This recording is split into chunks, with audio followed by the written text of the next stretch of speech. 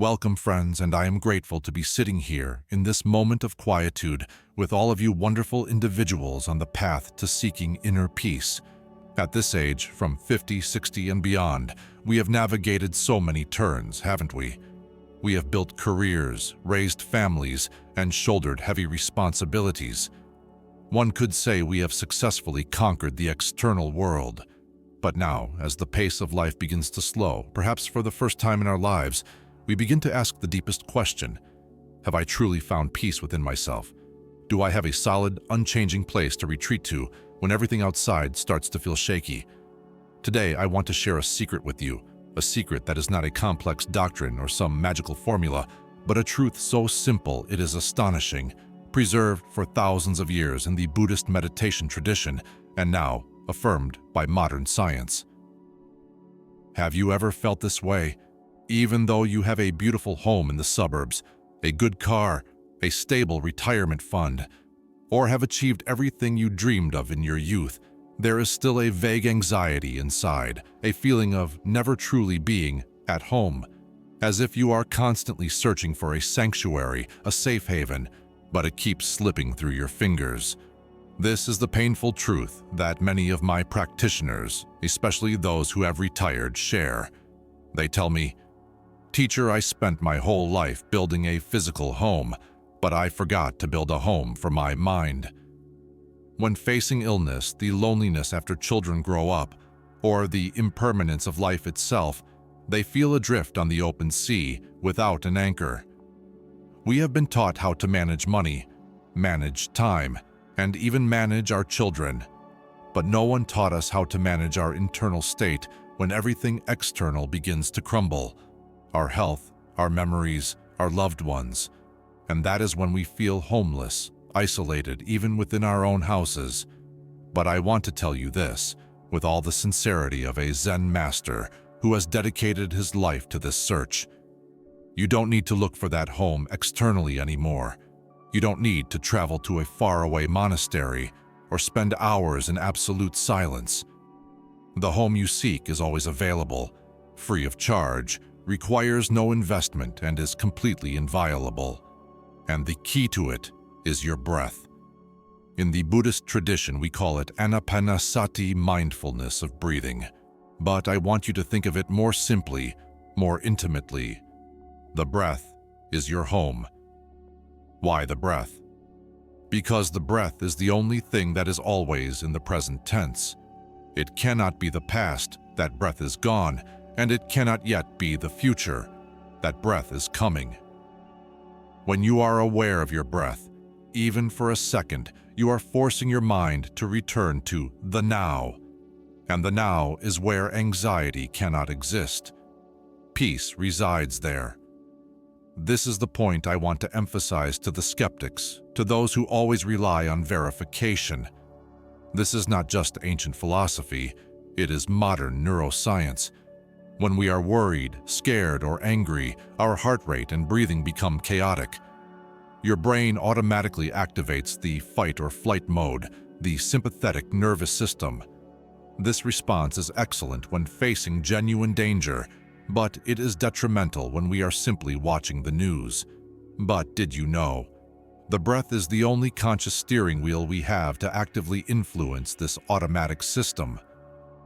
One of my 70-year-old practitioners, a very successful former CEO, once shared a meaningful anecdote.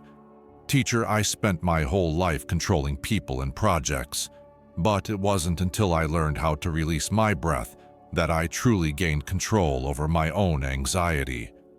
By lengthening your exhalation, breathing slowly, you send a direct signal to the vagus nerve, the main communication superhighway between the brain and the body, that everything is okay, the danger has passed. Rest now." Immediately, the parasympathetic nervous system is switched on. That is when the heart rate slows, blood pressure stabilizes, and deep healing begins to occur. You see, this is not something remote or mystical. This is a biological mechanism designed for you to rescue yourself. In the next part, I will not just talk theory. I will guide you through a simple technique I call the breath anchor. This technique only takes 60 seconds, but it is the most powerful tool for you to turn your breath into your eternal safe home. Are you ready to come home? Let's close our eyes together. Excellent. Let's begin. In this moment, I want you to stop whatever you are doing. You might be sitting in an armchair, on your bed, or even in the kitchen. Wherever you are, consider that spot a room in your breath home. We will now practice the 4x6 anchor technique, a simple meditation that has a profound immediate effect on activating your body's internal peace system. First, maintain a straight but relaxed spine. Drop your shoulders, relax your jaw. There is no need to try and meditate in a complicated way. Your only job right now is to welcome the breath back to its home. I want you to feel the weight of your body. Feel the support of your chair or the ground beneath your feet. This is the foundation of your home. You are supported. You are safe. Now, place one hand on your lower belly, just below your navel, and the other hand on your chest. We will breathe diaphragmatically, or belly breathing, to send the clearest signal of peace to the brain. Don't worry if it feels unnatural at first. We have forgotten how to breathe naturally for a long time. We will inhale very slowly through the nose, and I want you to imagine you are inhaling peace. As you inhale, feel your belly expand like a balloon, pushing the hand below your navel outward. We will count silently to 4. Inhale. 2, 3, 4. And then, exhale through your mouth or nose, whichever is more comfortable for you. The crucial part is to exhale very slowly, longer than the inhale. Imagine you are breathing out all tension, all worries about the past or the future. We will count silently to 6. 6. Exhale. 2, 3, 4, 5, 6. Imagine you are gently blowing through a straw. Let's repeat that a few times. Inhale. 4. Belly expands. Exhale. 6. Belly deflates. Inhale.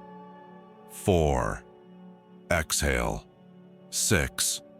When you intentionally make the exhale longer than the inhale, you are doing something biologically profound. You are deliberately activating your parasympathetic nervous system, your rest and digest mode. Science calls this cardio-respiratory coupling.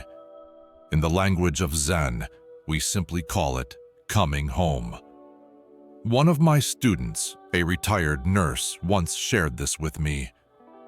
Teacher, I used to think I needed medication to slow my heart down, but now I realize I can use my own breath to talk to my heart, to tell it, "It's okay, my dear. Slow down." That is the power of the connection between the breath and your body's automatic control system. The link between a long exhale and calming the mind lies in that marvelous structure I mentioned earlier, the vagus nerve. This nerve runs from your brain to nearly every vital organ, including your heart, lungs, and gut. It is the body's superhighway for tranquility. When we exhale longer than we inhale, the pressure receptors in the lungs relax.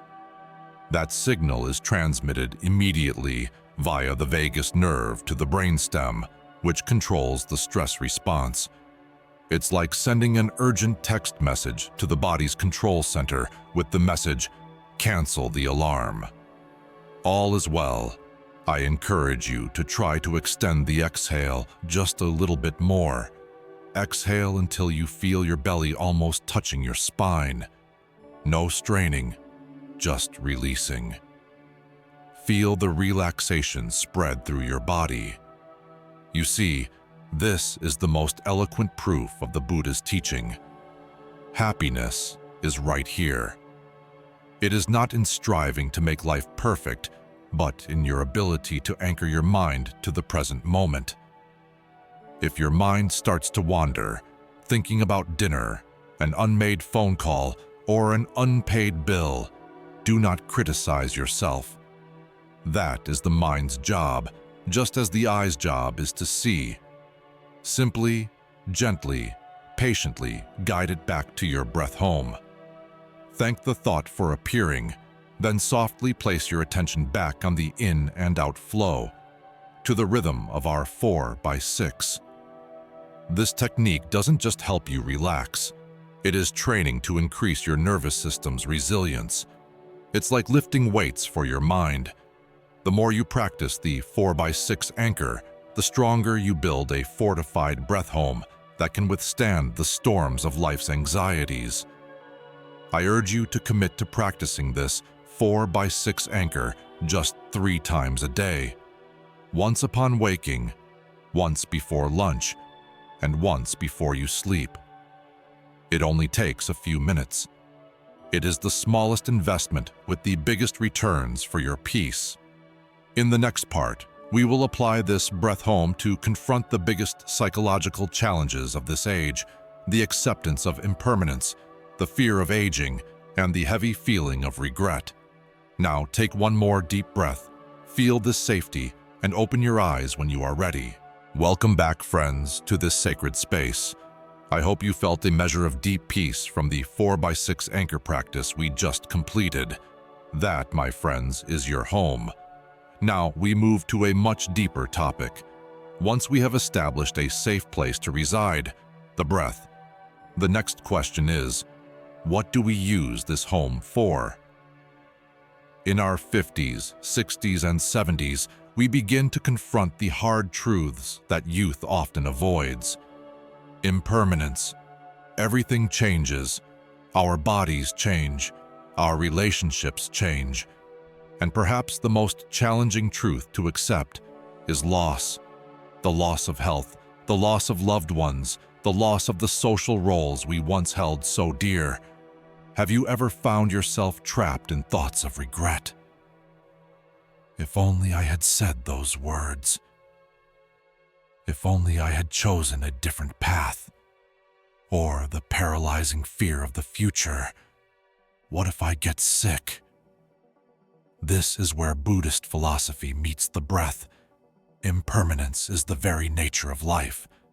But when we get caught up in thoughts of the past and the future, we forget that the very nature of the breath is also impermanence. I want you to see this clearly. The in-breath is never exactly the same as the previous in-breath, and it must always give way to the out-breath. This is as a continuous cycle of arising and passing, of letting go and receiving. If we try to hold on to the in-breath, we suffocate.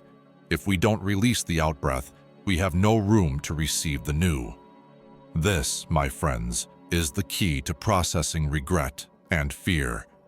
When one of my practitioners, a 68-year-old woman named Sarah, came to me struggling with the pain of losing her husband, she was tormented by guilt. "Teacher, I regret not having shown enough love."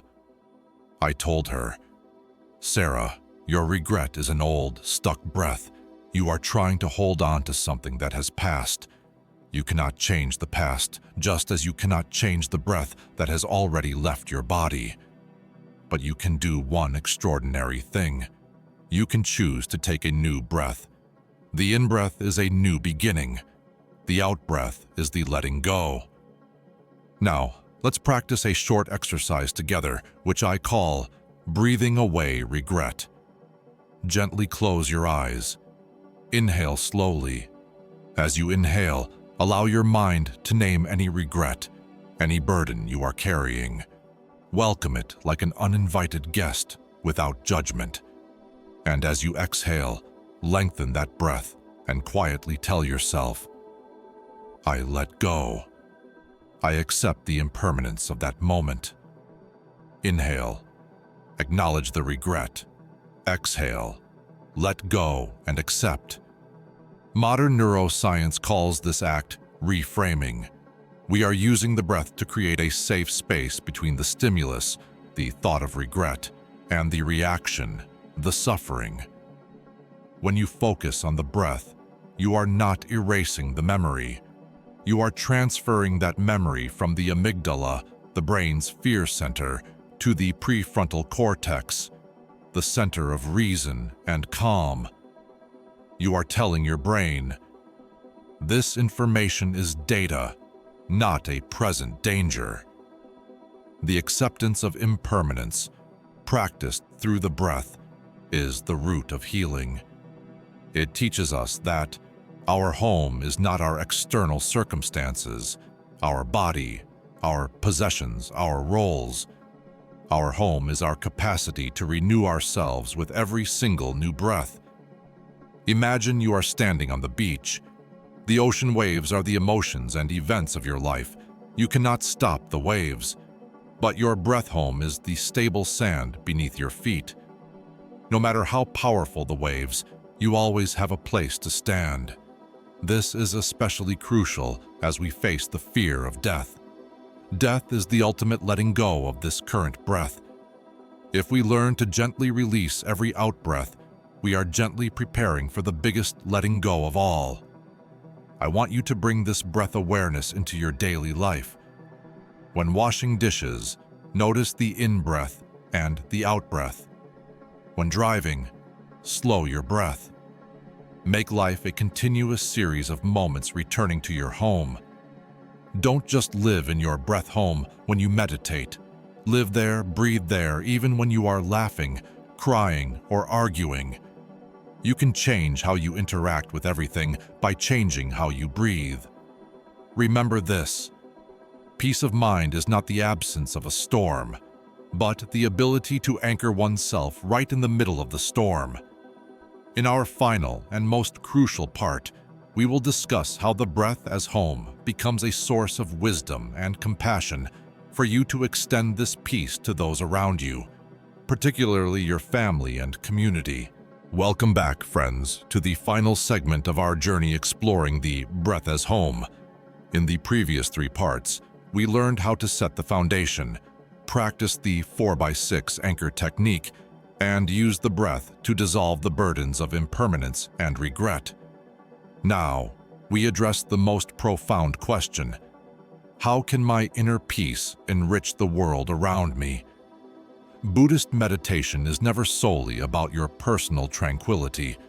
It is the preparation for you to become a source of light, a steady pillar for others, especially your family, children, and grandchildren.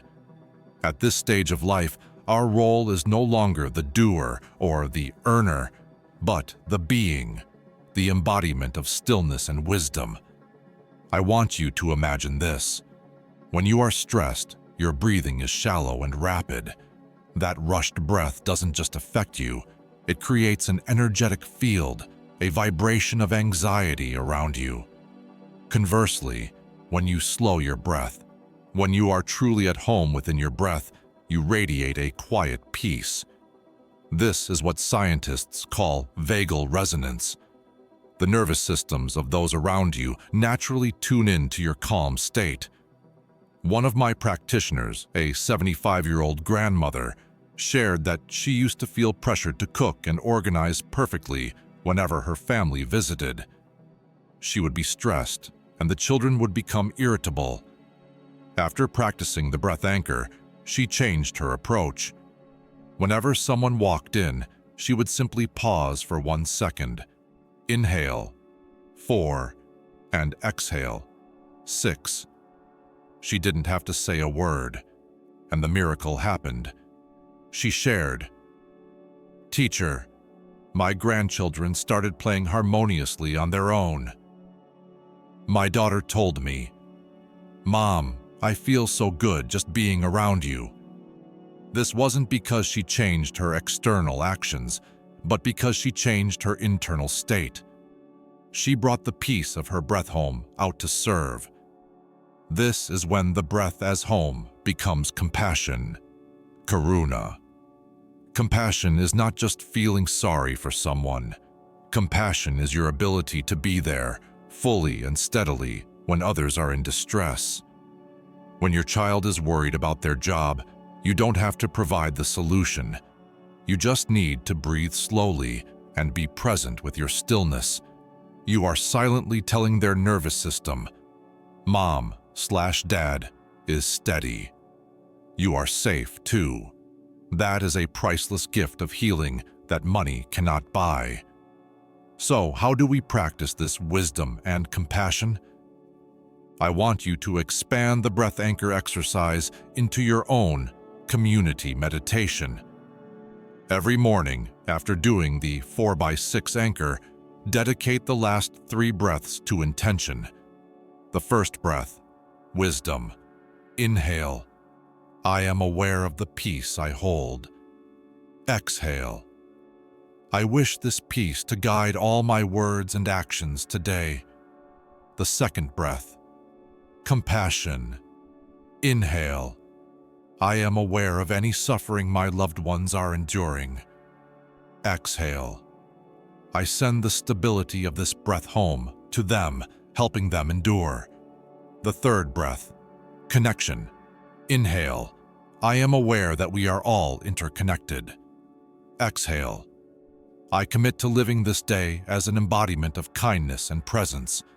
That is how we, at this age, can change the world. By not trying to change the world, but by becoming the change the world desperately needs. The call to action. I don't want you to just watch this video, nod your head, and return to your old habits. I want us to commit to living in this breath home. I want you to make a small commitment, a practical exercise right now. Every time you reach for the doorknob to enter your home, pause. Don't open the door yet. Take 1 breath. Inhale. 4. Exhale. 6. Just 1. That small, deliberate action is a powerful reminder that I am entering my breath home, and I will bring this peace into every space I occupy. Let the breath as home become your legacy. The legacy of peace, wisdom, and unconditional love.